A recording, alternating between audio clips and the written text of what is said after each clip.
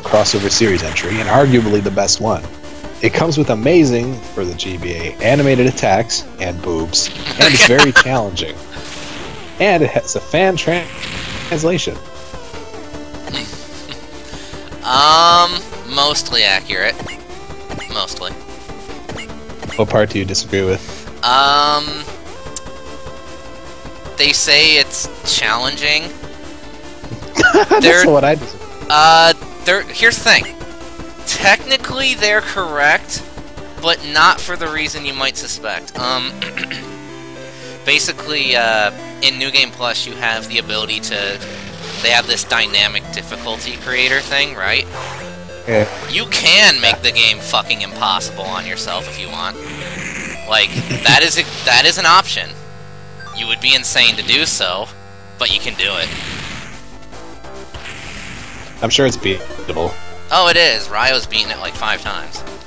Yeah, because he gets bored and he's like, I'll do it. Yeah, pretty much. And he was like... Hey, when you enjoy a game, you know how... Yeah. Like, when you enjoy a game, it's fun to learn how to break it. Yeah, and he's like, you should do it for the stream, and I'm like, no, I don't hate myself. You'd probably rage quit pretty quick. Yeah, I would. Not even gonna lie. Like, I know you, man. Don't get me wrong. I know you. Don't get me wrong, when I do the other routes of this game, I will increase the difficulty each time, because, you know, doing the same thing over and over will be boring and dumb. But you're not suicidal. Exactly. I'm gonna be methodical. So. I love how both Lasner and Nelly Brain just can't get hit, like, it's impossible. I love it.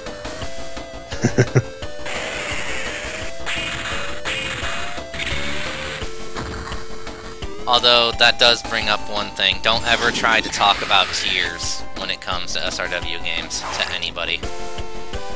Because, there are other games that have run into this problem. For example, Ultimate Marvel used to have a big problem about it, in the days of yore. People don't know how to tier this game, is the thing. That is the main problem. And by that I mean, how would you... No one has really decided how exactly you would go about it. Like, would you just base it off of everyone on the first playthrough? Would you base it off of everyone having max upgrades on New Game Plus? Would you base it off of, if tanking or dodging is better? What exactly would you constitute as best for best?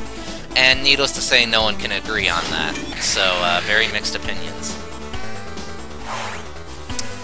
I think the answer lies somewhere in the middle, as it usually does.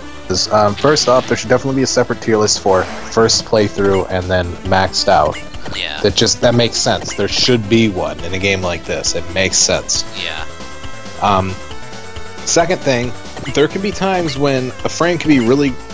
not a frame. A Gundam can be... Well, not a Gundam either. A robot. Some sort of... Whatever you control unit, I guess is the best way to put it, yeah. A unit could be really good at dodging, and so their survivability goes up, but their attack is abysmal. So if you factor everything in, then whatever. But if a unit is insanely good at dodging... I guess put it this way.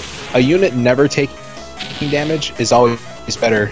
Like, if all their stats are equal, but one unit has, like, 1,000,000 health, and the other one dodges everything. Practically, the one that dodges everything is more useful. But it depends on how much, like, how good its evasion is. Because, I mean, if something is, like, it has, like, a 80% evasion rate on everything, then it still has that 20% chance to ruin your day. But if it can still take some hits, then it's objectively better. Like, there is nothing else. But it can't. Yeah. If it can't take those hits, then, you know, defending is better because you know you'll always survive. If you can take 1,000,000 hits, you're never going to die. But if you never take a hit, you're also never going to die, and you also don't have to be repaired or anything like that. So your other units are free to do whatever you want. You could also have to base off of, you know, spirit commands, if there's any other modifications to their pools of whatever, it's just there's a lot to take into account, but I don't think it's hard to. I don't think it's like there shouldn't be any debate on what to judge it off of, rather than it should just be a thing of like you just have to add everything up and then just consider just consider situations that appear in the game. It shouldn't be something to argue over too much as it's just something that's going to take a while to really think about. The best, yeah, I see where you're coming from. Me personally, the best way I found to judge it was how Ryo judges it. He basically splits it into two categories, offense and support. Because the way this game is balanced, there are really two types of units. Well, technically three. There are the ones who dodge everything, but do no damage. Then there are the ones who tank everything, but, you know, they usually do at least average damage, and they're the people who just fall in between. For example, Dan Cougar, pretty solid unit. He's basically just average all around, like straight up. Like if you wanted a average unit to base everything off of, it's the Dan Cougar. So he's not a bad unit, but you know he would just be like in solid like let's say the tiers went from A to F as they usually do. Dan Cougar would be like C, you know. And so then you know you judge from there. And then the units who can do multiple things, you know, they get bumped up. So, for example, for offense, Kaiser, straight up, is one of your best units in the game. He can take 1,000,000 hits, and he has some of the highest damage output, and he has great mobility once he gets his wing pack. Yeah, it's pretty much, it's like, okay, you can take 1,000,000 hits, and he only needs to do one. Pretty much. So. And really, you know, there you go. So, you know, Kaiser's going to be really up there. But then you take, let's take someone from the opposite spectrum. Let's take someone who, when decently upgraded, like, will just dodge everything, right? This would be the Arbalist. The Arbalist is going to be high tier no matter what you do, because not only can he dodge everything right out the get-go, especially if you slap a flight pack on him, but later, we just got something else wonderful that he has called the Lambda Driver, which gives him an insane damage boost on top of everything. Nice. So, he's gonna be up there whether you agree with the whole dodging thing or not. So you know, and then, you know, for support is support. Like, who does support the best? And, you know, that's simple. You know what I mean? Yeah. Well, the way I look at it is, again, you can factor support in, but I've always been of the opinion that depending on the game, this one probably, like, being an all-around character, like a jack-of-all-trades, does not seem like something that's particularly useful in this game.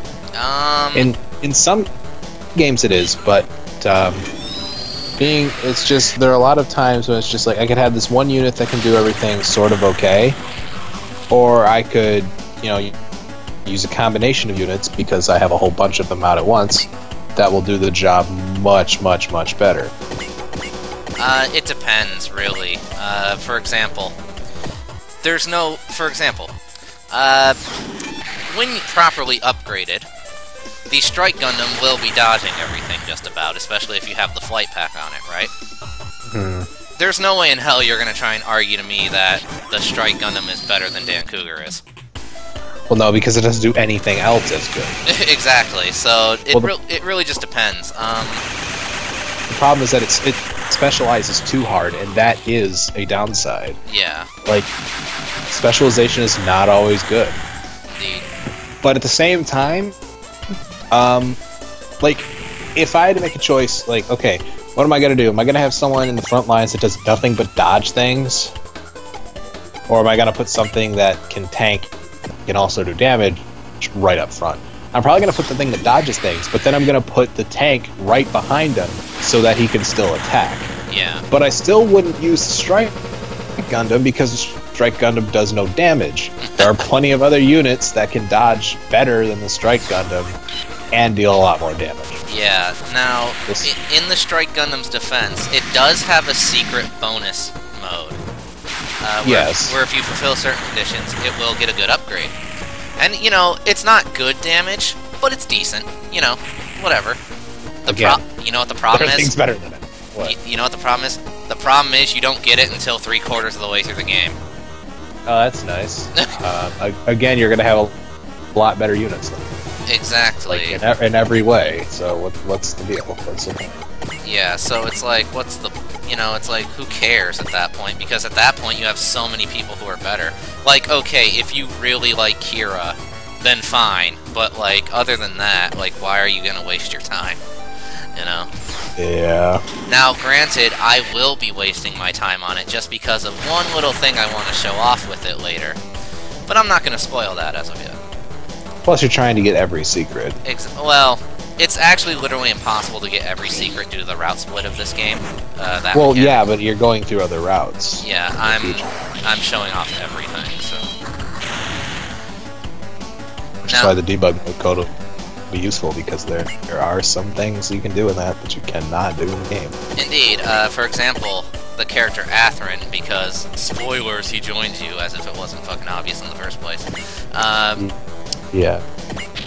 He has this attack that can only be used in debug mode. He has a self-destruct attack that actually does really good damage, but there's no way to obtain it in the game itself. Apparently another character that I'm not going to spoil at the moment gets it. So yeah. All the animations for the attack go to someone else. Yeah. So, you know.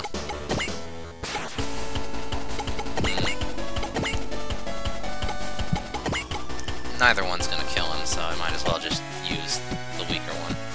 Show it off. Look. Oh, how did you get hit? With skills. Like, you had a 17% chance of getting hit, and you still got hit. You literally had to try to get hit. Like I said, skills. Calvina really does just want to kill herself, doesn't she? No, I think she's actually starting to get more confident. She's like, you know what? I can take this hit, and I'll still wreck your face. I don't even care. Wait, what? Oh. Oh, God. Enemies are starting to have support attack now. Oh. So let's just evade. I guarantee. Look, 7% chance. Watch me still get hit. Going your luck?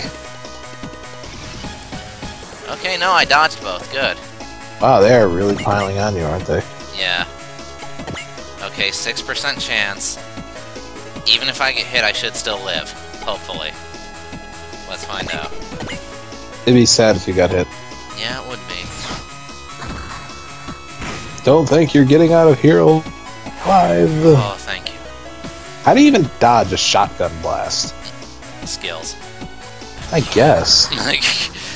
The other thing is, like, the shotgun thing should be like, it hits, like, the percentage it has to hit should be the amount it hits, because that'd be an interesting mechanic. Like, accuracy with range, but you know, high evasion stuff. But if it has a 7% chance to hit, it would still hit, just do 7% of its damage. If it had a 100% chance to hit, you know, it'd do 100% of its damage. I could see how that could get annoying, though. Oh, definitely. That's why you wouldn't make it too strong. Right. You definitely wouldn't give it to every unit like they're doing right now. Yeah.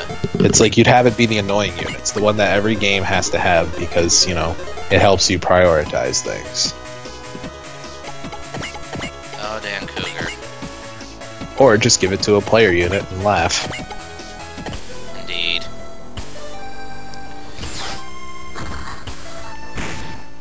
That is one thing I do appreciate about this game, is that all of the mechs you can choose from at the start of the game are good in their own ways. Yeah, there are some that are blatantly better than others, but hell, I'm using what is the worst of the player units in this initial playthrough, and it's still a good unit, you know? Yes. So, hooray. Yeah, it would definitely suck if they stuck you with terrible units. Yeah. Alright, so no matter what I do, I can't one-shot these bastards, so I might as well just start defending. Screw it. Yeah. Oh, that's cute. You want to hit a keto. But it's wrong! Well, isn't that cute? God, God, I miss Two Stupid Dogs. That whole... But it's actually kind of right. Yeah. That whole series used to be on YouTube. It used to be.